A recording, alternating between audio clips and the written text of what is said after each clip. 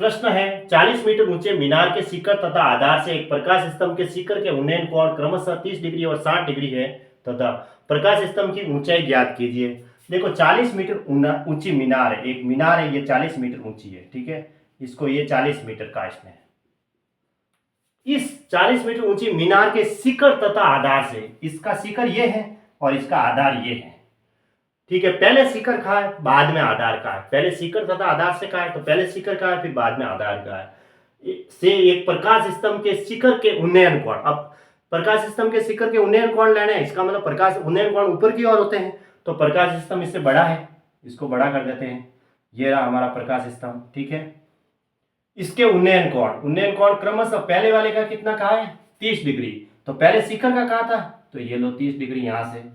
ये 37 ले लो यहां से ये तक, ये है 30 डिग्री, ठीक है। फिर इस आधार से कहा था और ये प्रकाश स्तंभ है, इस प्रकाश स्तंभ के शिखर के उन्नयन कोण कहा इसने, तो ये वाला दूसरा जो एंगल है वो कितने का है 60 डिग्री, ऐसा इसने कहा है। 40 मीटर ऊंचे मीनार के शिखर तथा आधार से, पहले ये मीनार का शिखर तथा आधार से प्रकाश स्तंभ के शिखर के उन्नयन, प्रकाश स्तंभ का जो शिखर है इसी के उन्नयन कोण है, तो ऊपर देखना पड़ेगा उन्नयन कोण के लिए, तो पहले का 30 डिग्री और दूसरे का 60 डिग्री है। क्रमशः कहा ना प्रकाश स्तंभ की ऊंचाई ज्ञात कीजिए। अब ये प्रकाश स्तंभ की ऊंचाई है जो हमें ज्ञात करनी है, ठीक है,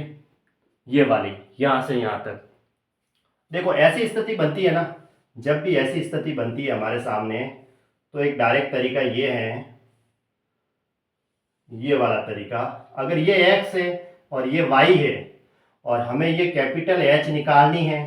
और अगर हमें ये स्मॉल एच यहाँ से यहाँ तक दे रखी है, यहाँ से यहाँ तक की दूरी, ठीक है, ये एक्स कोण ये वाई कोण हो गया, ये कैपिटल एच निकालनी है और ये स्मॉल एच दे रखी है, तो हम कैपिटल एच बराबर डायरेक्ट निकाल सकते हैं एच कॉट एक्स बटा कॉट एक्स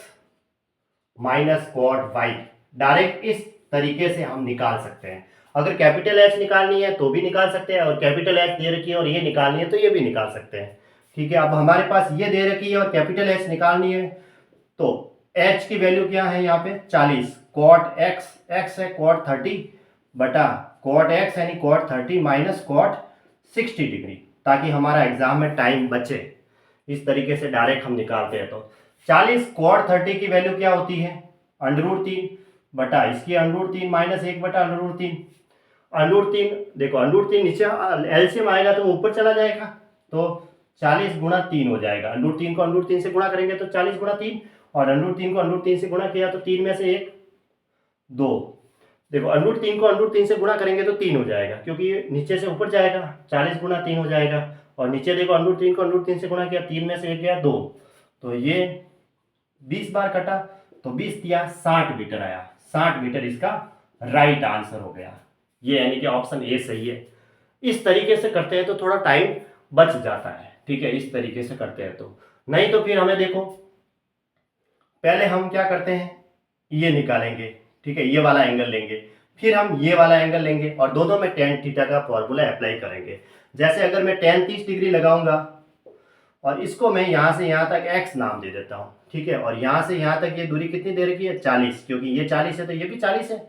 यहाँ से यहाँ तक, ठीक है। तो ये वाला अगर मैं एंगल लूंगा तो tan 30 बराबर लंब, अब इसको नाम लंब तो है x बटा आधार, अगर मैं ये कहूँ नहीं ये कहूँ बात तो एक ही है, क्योंकि ये भुजा और ये भुजा तो बराबर है, इसलिए इसको भुजा नाम दे देता हूँ मैं ए बी, ठीक है, बाकी को नाम नहीं दिया मैंने, ऐसे ही रखा। tan 30 की वैल्यू 1 बटा √3 बराबर x बटा ए बी, एक तो हमारे पास ये स्थिति आएगी। फिर दूसरा ये वाला एंगल में ये वाला त्रिभुज लेंगे, इस त्रिभुज में भी tan 60 का फॉर्मूला लगा, तो दोनों में इसमें ज्यादा से ज्यादा tan का ही फॉर्मूला लगता है अगर ऐसे लगाते हैं तो, क्योंकि थीटा और 90 के बीच में ये आधार हो गया और ये पूरा लंब हो गया और 90 के सामने ये कर्ण, तो लंब कितना है यहाँ से यहाँ तक ये 40 प्लस एक्स है, तो 40 प्लस एक्स बटा आधार कितना है, आधार हमने ये भी लिया। अब tan 60 की वैल्यू कितनी होती है √3 बराबर 40 प्लस एक्स बटा ए बी। अब ए बी की वैल्यू यहाँ से यहाँ पुट कर दो तो कितनी आई x √3,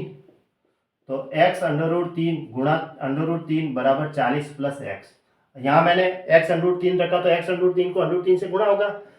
तो 3x x इधर आएगा तो 3x में से माइनस एक्स किया तो 2x बराबर 40, तो x बराबर कितना आया 20। अब x बराबर 20 आया तो ऊपर की भुजा x 20 और 40 कितना हुआ टोटल, टोटल जो कैपिटल H हुई है वो 60 मीटर। एक तो ये तरीका हुआ, ठीक है। एक हम ये डायरेक्ट फॉर्मूला अप्लाई किया कि भाई हमें ये कैपिटल H निकालनी है और हमने H की वैल्यू यहाँ पुट कर दी, x की जगह हमें ये कोण दे रखा है, ये कोण भी दे रखा है और डायरेक्ट हमारा 60 मीटर आ गया, ऑप्शन पे टिक कर दिया, ठीक है। दोनों तरीके आने चाहिए, बाकी अप्लाई जल्द से जल्द ये करो तो अच्छा रहता है ना।